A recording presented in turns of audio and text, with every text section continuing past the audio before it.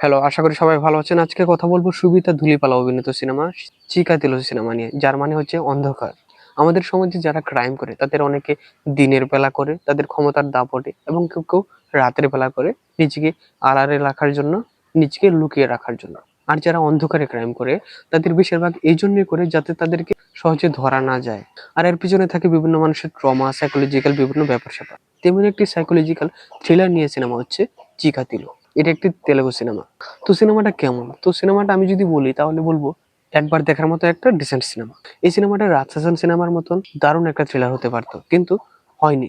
কেন হয়নি? যদিও এটা সাইকোলজিক্যাল থ্রিলার এবং আমাদের সমাজের মানুষের ঘটনা, সেটি নিয়ে আপনাদের সাথে আমার ওপিনিয়ন আমি ব্যক্ত করব।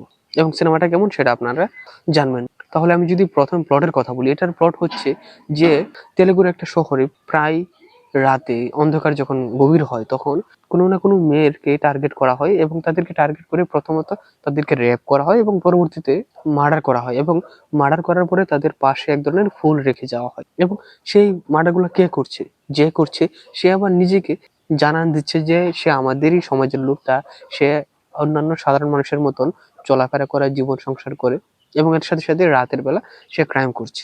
আর সুবিধা ধলে-পালার এক বান্ধবীও সেই পাল্লায় পড়ে, অর্থাৎ সেই ক্রাইমের মধ্যে পড়ে ভিকটিমের শিকার হয় এবং সুবিধা ধলে-পালা সে একজন সাংবাদিক হিসেবে থাকে এবং পরবর্তীতে সে পডকাস্ট পরিচালনা করে। সেই পডকাস্ট যখন পরিচালনা করে তখন সে তার এই বান্ধবীর খুনের বদলা নিতে এবং যে সিরিয়াল কিলারটা রয়েছে তাকে ধরার জন্য, তার মোটিভ জানার জন্য এবং তাকে আইনের আওতায় আনার জন্য সে বিভিন্ন ধরনের কাজ করতে থাকে এবং গল্পকে এগিয়ে নিতে থাকে। এরকম ভাবে প্লটটা তৈরি করা হয়েছে 'চিকাতিলো', যার মানে হচ্ছে অন্ধকার। আর এই ক্যারেক্টারগুলো তৈরি করতে মূলত লিড চরিত্রে আমরা সুবিধা ধলে-পালাকেই পাই। আর এই বাকি যারা রয়েছে তাদের ক্যারেক্টার মোটামুটি ইম্পোর্টেন্স রয়েছে, কিন্তু গল্পে খুব বেশি প্রভাব নেই। গল্পে সুবিধা ধলে-পালা ছাড়া শেষের দিকে যে সিরিয়াল কিলার লোকটা আসে তারই মোটামুটি প্রভাব রয়েছে। বাকিদের প্রভাব খুবই কম। মানে আমার কাছে ওরকম লাগে নাই আরকি। আর এটার মধ্যে যে বিজিএম রয়েছে সেগুলা ভালো। আমার কাছে মনে হয়েছে যে সিনেমার যে ১st হাফ এর মধ্যে যে কাহিনী ডেভেলপটা, এটার চাইতে সিনেমাতে যে বিজিএম এ কাজ করেছে সে বিজিএম আরো ভালো। বিজিএমটা যখন ভিলেন আসার পরে তার মোটিভ আমাদের সাথে ব্যক্ত করে বা তার মুভমেন্ট আমাদেরকে দেখায়, সে সময় যে বিজিএম গুলা সেগুলা কি খুব ভালো কাজ করে। আর অন্যান্য সময় বিজিএমটা এভারেজ মনে হয়েছে। এই ছিল এই সিনেমার পজিটিভ সাইড গুলো। আর যদি নেগেটিভ সাইড বলি তাহলে বলবো যে ভিডিওর শুরুতে বললাম যে সিনেমাটা কিন্তু রাজ হাসানের মতন হতে পারতো, কিন্তু হয়নি। কি জন্য? কারণ হচ্ছে এই যে রাজ হাসানের মধ্যে যে থ্রিলার স্টোরি লেখাটা বা স্টোরি বিল্ড আপ করাটা সেটা শুরু থেকে খুব দারুণভাবে করেছে। যে কারণে সিনেমার শুরু থেকে আমরা এনগেজ হতে থাকি এবং আস্তে কি আমাদের মাথায় একটা থ্রিল কাজ করতে থাকে যে এরপরে কি হবে বা এরপরে ভয়ানক কিছু হয়ে যাবে কিনা এরকম। অথবা সিরিয়াল কিলিংটা করছে কে?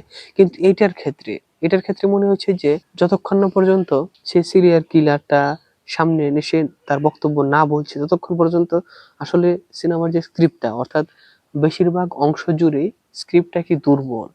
দুর্বলের একটা কারণ হিসেবে আমি আরো কয়েকটা ব্যাপার বলি। যেমন হচ্ছে রাজশাসনের মধ্যে যেসব ক্যারেক্টার রয়েছে সেগুলোর বেশিরভাগই কি ইম্পোর্টেন্ট ফেলে। চরিত্রগুলো ইম্পোর্টেন্ট ফেলে বিভিন্ন কাহিনী অনুযায়ী, প্লট অনুযায়ী। কিন্তু এখানে দেখেন পুলিশ রয়েছে, যে পুলিশকে নিয়ে সুবিধা ধুলিপালা কাহিনীকে এগিয়ে নিয়ে যাচ্ছে অথবা যে কিলিং গুলা করছে তাকে খুঁজছে। কিন্তু পুলিশে সুবিধাবালা একজন সাংবাদিকের মতন কাজ করছিল এবং সে একটা পডকাস্ট চালায়। সেই পুলিশে তার পিছনে ঘুরছে। পুলিশেরা কোনো কিছু বের করতে পারছে না। পুলিশেরা নিজে থেকে কোনো ডিসিশন বা কোনো কাজ করছে না। সুবিধা ধুলিপালা যে পুলিশের কেউ না। সে বিভিন্ন ধরনের ইঙ্গিত দিচ্ছে, কোনো সময় ভুল ইঙ্গিত দিচ্ছে বা কোনো সময় সঠিক নির্দেশনা দিচ্ছে।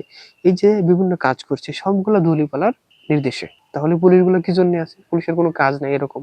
গল্পগুলো এমনই হয়েছে যে ১ম এ যে এনগেজ করে ফেলেছে, তারপরে বলব যে ১ম ১০-১৫ মিনিটের পরে থেকে আরেকবার সিনেমার একদম শেষের হওয়ার আধা ঘন্টা আগ পর্যন্ত যে কাহিনীগুলো এগিয়ে নিয়ে যাওয়া, সেটা আসলে গুছানো হয় না। যেমন ধরেন একটা এলাকায় একটা ডিআইজির মতন একজন পদবীর লোক, সে বদলি হয়ে আরেকটা পুলিশ আসে। আমি ভাবলাম যে এতক্ষণ পুলিশেরা দুর্বল ছিল বা শুধু ধুলিপালার নির্দেশনা মতেই কাজ করছে, নির্দেশনায় কাজ করেছে। তাহলে হয়তোবা এবার পুলিশে তার মতন কাজ করবে আর সুবিধা ধুলিপালা সে তার মতন গল্পকে এগিয়ে নিয়ে যাবে এরকম। যে পরের পুলিশ যে এসেছে সেও দেখি ওই সুবিধা ধুলিপালার নির্দেশনা মোতাবেক কাজ করছে এরকম। তো আমার কাছে মনে হয়েছে সব মিলিয়ে যে বেশিরভাগ স্ক্রিপ্টটাই দুর্বল। তবে যখন শেষের দিকে এসে আমরা সেই নেগেটিভ শেডের ক্যারেক্টারের এন্ট্রি পাই এবং সে তার কনফেশন দেয় সে কি জন্য এরকম করেছে বা তার মাথায় কি ঘুরছে, তার সাইকোলজিক্যাল চিন্তা ভাবনাটা কি, এরকম যেগুলো এগুলো যখন আমরা দেখি তখন না বুঝতে পারি যে এই কারণে এই ক্রাইম গুলা সে করেছে। এবং তখনকার বিজিএম এর কাজ এবং তার মোটিভের মতন ভাবনাগুলা প্রকাশ করা, নিজেকে উপস্থাপন করা, সেগুলা কি আমাদেরকে অর্থাৎ অডিয়েন্সকে আঁকড়ে ধরতে পারে, এঙ্গেজেবল করতে পারে। যে কারণে তখন মনে হয়েছে সিনেমাটা দেখার সময় যে আসলে একটা থ্রিলার সিনেমা দেখছি। তো সব মিলিয়ে বলবো এই সিনেমাটার প্লটটা ভালো ছিল, কাহিনী ভালো ছিল কি, তবে কাহিনী গোছানো ছিল না, যে কারণে কি এটা একটা একবার দেখার মতন রিসেন্ট একটা সিনেমা।